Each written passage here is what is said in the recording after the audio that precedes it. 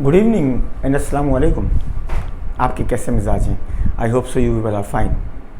जिस तरह इंसानों की ज़िंदगी में लिमिटेशन होती हैं, बिल्कुल उसी तरीके से अकाउंट्स में भी लिमिटेशन होती हैं। मैं सुन सकता हूँ, आप सुन सकते हैं, लेकिन इस वक्त आप ये नहीं सुन सकते कि उस कमरे में जहाँ पर मेरा बेटा बैठा हुआ है वो कौन सा म्यूज़िक सुन रहा है। You can not here that. हम देख सकते हैं, लेकिन हमारी देखने की भी एक लिमिट है और उस लिमिट के आगे हम नहीं देख सकते। हम सोच भी सकते हैं, लेकिन इसके बावजूद भी हमारी सोचने की भी एक लिमिट है, उससे आगे हम नहीं सोच सकते। कहने का मतलब क्या है? कहने का मतलब ये है कि लिमिटेशंस आर ऑलवेज देयर।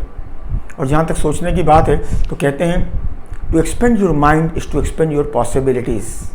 हमेशा अच्छा सोचें और इतना अच्छा सोचें जिससे आप लोगों की ज़िंदगी में वैल्यू ऐड कर सकें। तो हम अकाउंटिंग पर आ जाते हैं। लिमिटेशन ऑफ रेशियोज में जो पहला पॉइंट है वो है external stakeholders. Second point sparse data. Third point misleading comparison due to inflation.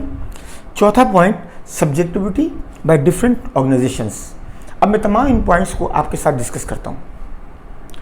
देखिए, जब कंपनीज अपने अकाउंट्स पब्लिश करती हैं, I am talking about the public limited companies, तो बहुत सारा डेटा जो कि इंटरनल डेटा होता है, वो इंटरनल डेटा की इंफॉर्मेशन सिर्फ इन दी ऑर्गेनाइजेशन तो होती है, लेकिन आउटसाइड ऑफ दी ऑर्गेनाइजेशन वो जो पब्लिश अकाउंट्स होते हैं उसमें वो तमाम इंफॉर्मेशन मौजूद नहीं होती।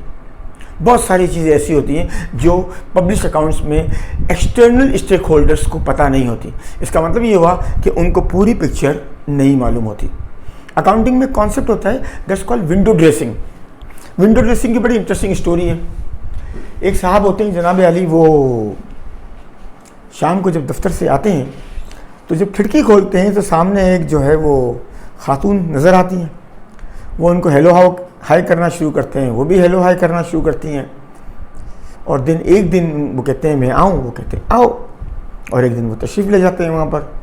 जब वहाँ जाते हैं तो बेल करते हैं तो मुलाजमा दरवाज़ा खोलती हैं। मुलाजमा कहना चाहिए, नौकरानी नहीं कहना चाहिए। ये नौकर नौकरानी अच्छे लफ्ज़ नहीं है, मुलाजमा।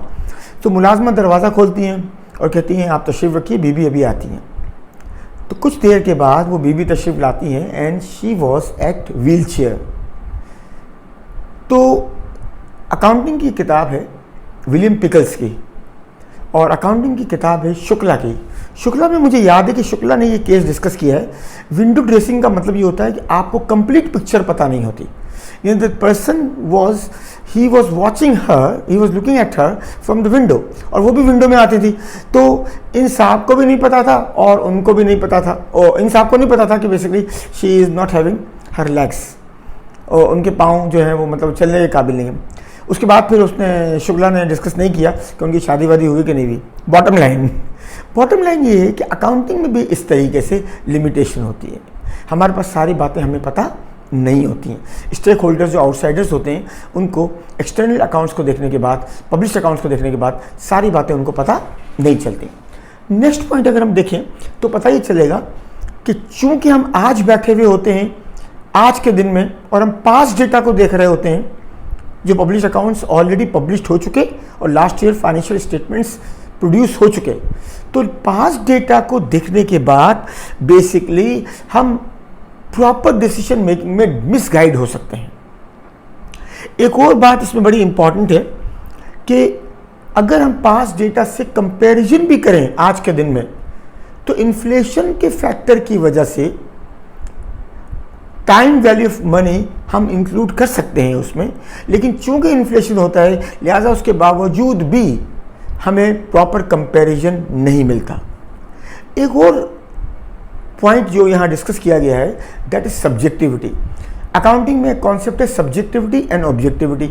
सब्जेक्टिविटी का मतलब होता है कि कुछ ऐसे आई शुड से कि एक ऑर्गेनाइजेशन है वो स्टॉक वैल्यूएशन अपनी मर्जी से अपनी चीज़ें जो अपने कहते हैं यार आप बड़े सब्जेक्टिव हैं, यानी आप हमेशा ये कहते हैं कि मेरी बात जो है वो that is the important thing, मैं जो बात कर रहा हूँ वो अहम है, समथिंग लाइक दैट। तो ऑब्जेक्टिविटी का मतलब ये होता है कि at a point where everybody is agreed.